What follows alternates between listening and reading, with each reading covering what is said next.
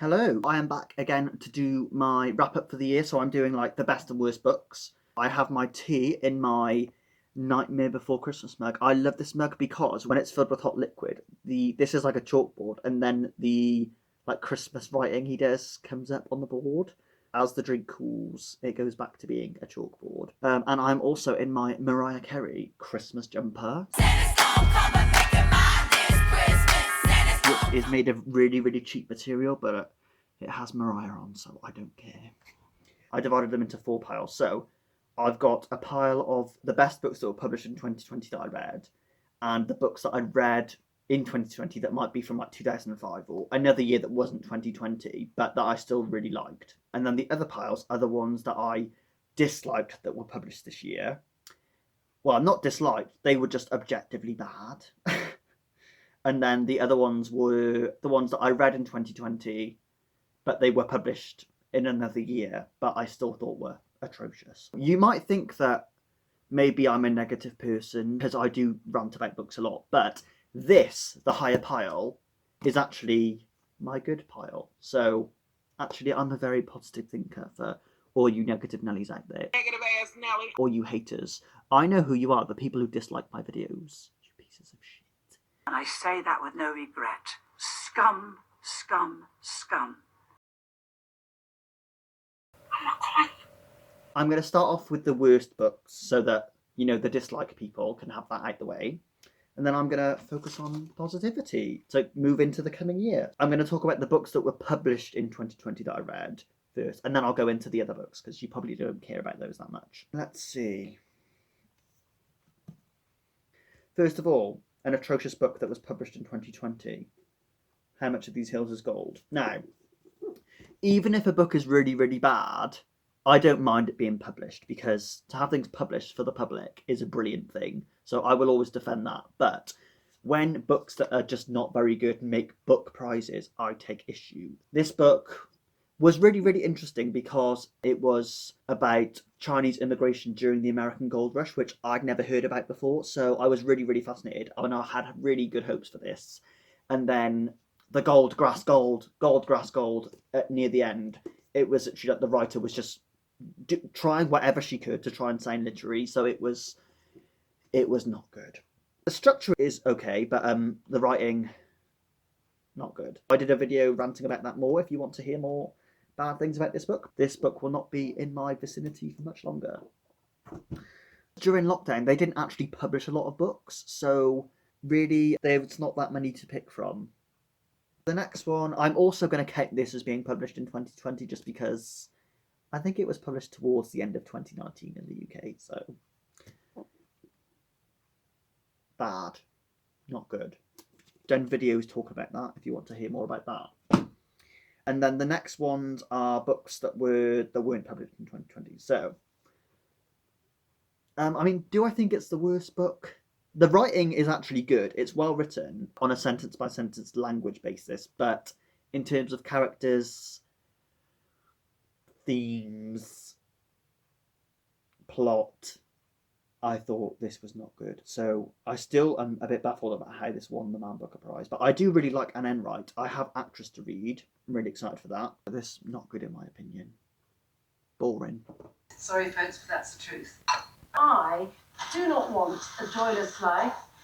And then this should come as no surprise to regular viewers of my channel. Awful. The worst example of stream of consciousness writing I've ever read. Disgraceful.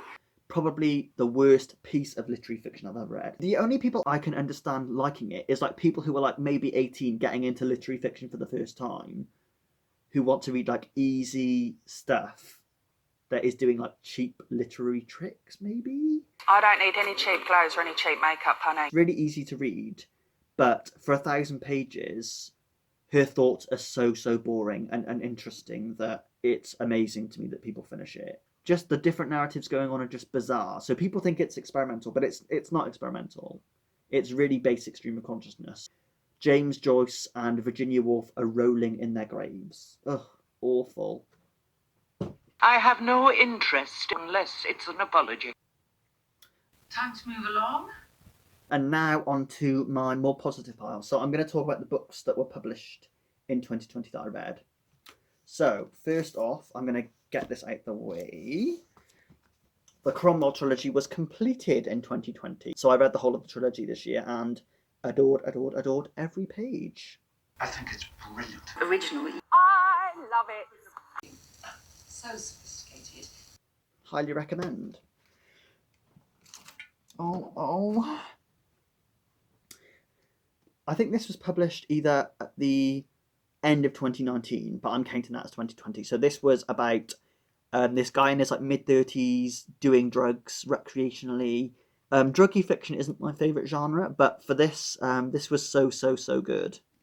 So I would recommend this. The next one I would say would be Who They Was, which made the Booker Prize, so I'm happy about that. Another one, I think this was published end of 2019, but I'm going to count that. Private Joyce and Nina Maloney. Really good. The way he writes about identity, like race, sexuality, plus. Beautiful. Perfect. Absolutely perfect. A lot of it's set in Manchester as well, so love that. And then another one is, this is a collection of poetry. So this is his selected poems. Sky Burial by Peter Gizzi. Some of the poems in here are really good. I'd not read him before, but it was published by Carcanet. So during March, before lockdown happened, we went to like the Anthony Burgess Centre and I saw him read from this. Didn't know who he was, heard the poems and was like, you're wonderful. I want this. So I bought it. I'm going to read you one of those poems. It's called In Defence of Nothing. I guess this highway will have to do, and the cars and the people in them on their way. The present is always coming up to us, surrounding us. It's hard to imagine atoms, hydrogen and oxygen binding. It'll have to do. The sky with its macular clouds also, and that electric tower to the left.